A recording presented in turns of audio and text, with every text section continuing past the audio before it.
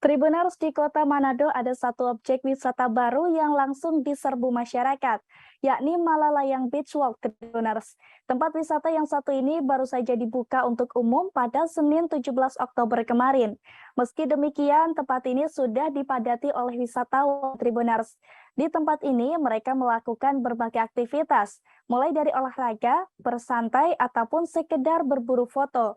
Dan untuk melihat keindahan di tempat wisata ini, kita sudah tersambung dengan rekan Arthur Rompis dari Tribun Manado. Silakan rekan Arthur. Ya, selamat sore Rizka dan Tribuners. Jadi Kota Manado telah hadir objek wisata baru yang digadang-gadang menjadi ikon baru pariwisata di Manado, yakni Malalayang Beach Walk. Jadi Malalayang Beach Walk ini berada di tepi pantai Manado.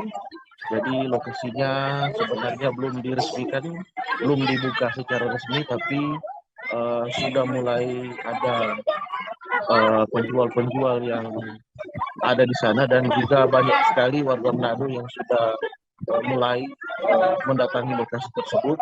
Jadi Tribuners, lokasi tersebut menawarkan sejumlah rekreasi wisata yang sangat menarik.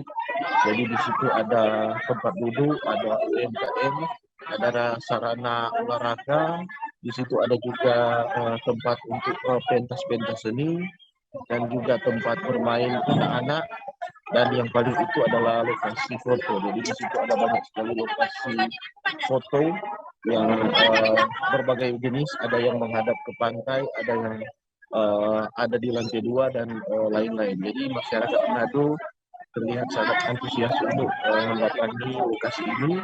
Jadi tempat ini agaknya seperti tidak pernah sepi dari pagi hingga malam.